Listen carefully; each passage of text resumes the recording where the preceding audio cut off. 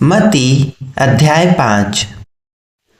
तुम सुन चुके हो कि कहा गया था कि व्यभिचार न करना, परंतु मैं तुमसे यह कहता हूँ कि जो कोई किसी स्त्री पर कुदृष्टि डाले वह मन में उससे व्यभिचार कर चुका।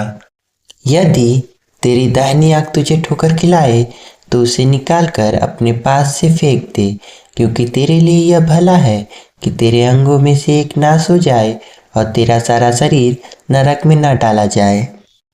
और यदि तेरा दाहिना हाथ तुझे ठोकर खिलाए तो उसको काट कर अपने पास से फेंक दे, क्योंकि तेरे लिए यही भला है कि तेरे अंगों में से एक नाश हो जाए और तेरा सारा शरीर नरक में न डाला जाए।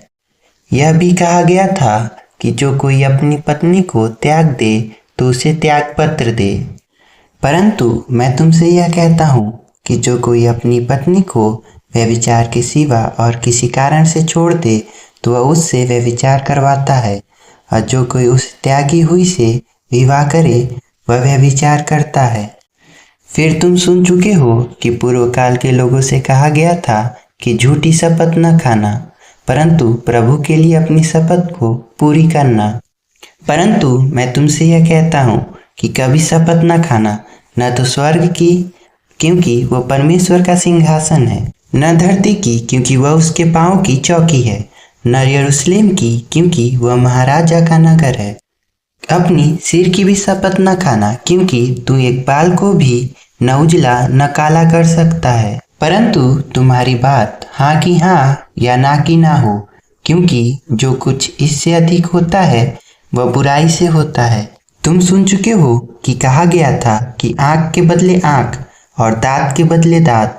परंतु मैं तुमसे यह कहता हूँ कि बुराई का सामना न करना, परंतु जो कोई तेरे दाहिने गाल पर थप्पड़ मारे उसकी ओर दूसरा भी फेर दे। और यदि कोई तुझ पर नालिश करके तेरा कुर्ता लेना चाहे तो उसे 2 हर भी लेने दे। और जो कोई तुझे कोस भर बेगार में ले जाए तो उसके साथ 2 कोस चला जा।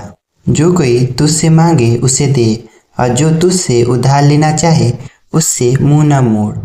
तुम सुन चुके हो कि कहा गया था कि अपने पड़ोसी से प्रेम रखना और अपने बैरियों से बैर। परंतु मैं तुमसे यह कहता हूँ कि अपने बैरियों से प्रेम रखो और अपने सताने वालों के लिए प्रार्थना करो, जिससे तुम अपने स्वर्गीय पिता की संतान ठहरोगे, क्योंकि वह भलों और बुरों दोनों पर अपना सूर्य उदय करता है और धर्मियों और अधर्मियों दोनों पर मेघ बरसाता है।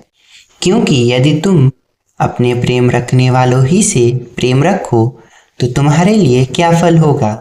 क्या महसूल लेने वाले भी ऐसा नहीं करते?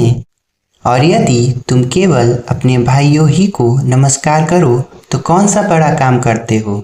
क्या अन्य जाति भी ऐसा नहीं करते? इसलिए चाहिए कि तुम सिद्ध बनो जैसे तुम्हारा स्वर्गीय पिता सिद्ध है।